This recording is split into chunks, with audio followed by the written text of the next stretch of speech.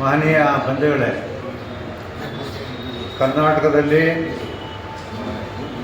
ಈ ವರ್ಷದ ಗೊಬ್ಬರದ ಸರಬರಾಜು ಅರ್ಧಕ್ಕರ್ಧ ಕಡಿಮೆಯಾಗಿದೆ. ಸುಮಾರು 60 ಲಕ್ಷ ಟನ್ ಕೊಡಬೇಕಾದ್ರ ಬದಲು 28 ಲಕ್ಷ ಟನ್ ಕಳಿಸಿದ್ದಾರೆ ಅಂತ ಅಂದ್ಬಿಟ್ಟು ಇಲಾಖೆಯವರು ಹೇಳ್ತಿದ್ದಾರೆ. ಇದು ಯಾವತ್ತೂ ಸಾಲೋದಿಲ್ಲ. ಯಾತಕ್ಕೆ ಹಿಂಗೆ ಮಾಡ್ತಿದ್ದಾರೋ ಏನೋ ಗೊತ್ತಿಲ್ಲ. ಏನೇ ಆದರೂ ಕೂಡ ತಿನ್ನೋ ಅನ್ನ ಬೆಳೆಯುವಂಥ, ವರ್ಷದ ಅನ್ನವನ್ನು ಬೆಳೆಯುವಂಥ ರೈತನಿಗೆ ಈ ರೀತಿ ಮೋಸ ಆಗಬಾರ್ದು.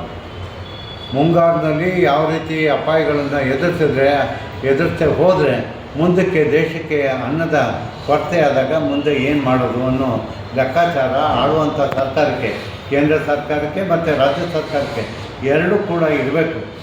ಇವರು ಅನ್ನ ತುಂಬಿದೆ, 1 ವರ್ಷದ ಉಗ್ರಾಣದಲ್ಲಿ 1 ವರ್ಷದ ಅನ್ನ ತುಂಬಿದೆ ಅಂತ ಹೇಳ್ತಿದ್ದಾರೆ ಬಾಯಲ್ಲಿ. ಆದರೆ ಇದರ ಅನಾಹುತ ಈ ವರ್ಷ ಮಳೆ ಬೇರೆ ಕೈ ಕೊಡ್ತಿದೆ. ಇದ್ರ ಜೊತೆಗೆ ಗೊಬ್ಬರ ಕೂಡ ಇಲ್ಲದೆ ಹೋದರೆ ನಾವು ಹಿಂದೆ 64, 65, 66ರಲ್ಲಿ ಅನುಭವಿಸ್ಬೇಕಂತ ಸಂಕಷ್ಟ, ಅನ್ನದ ಬರವನ್ನು ಅನುಭವಿಸಿದ್ವಲ್ಲ ಅಂಥ ಕಾಲ ಬರ್ಬೋದು ಅನ್ನೋ ಸೂಚನೆ ಇವತ್ತು ಕಾಣ್ತಾ ಇದೆ. ಆದ್ದರಿಂದ ಸರ್ಕಾರಗಳು ಎಚ್ಚೆತ್ಕೊಂಡು, ಇಲಾಖೆ ಅಧಿಕಾರಿಗಳು ಎಚ್ಚೆತ್ಕೊಂಡು, ಮತ್ತು ಎಲ್ಲ ಅನ್ನ ಉಣ್ಣುವಂಥ ಎಲ್ಲ ಜನರು ಕೂಡ ಎಚ್ಚೆತ್ಕೊಂಡು ಇದ್ರ ಬಗ್ಗೆ ಕ್ರಮ ತಗೊಳ್ಳೋದಕ್ಕೆ ಮುಂದಾಗಬೇಕು ಅಂತ ಎಲ್ಲರಲ್ಲಿ ನಾನು ಮನವಿ ಮಾಡ್ಕೊಳ್ತಾ ಇದ್ದೀನಿ. ಎಲ್ರಿಗೂ ನಮಸ್ಕಾರ.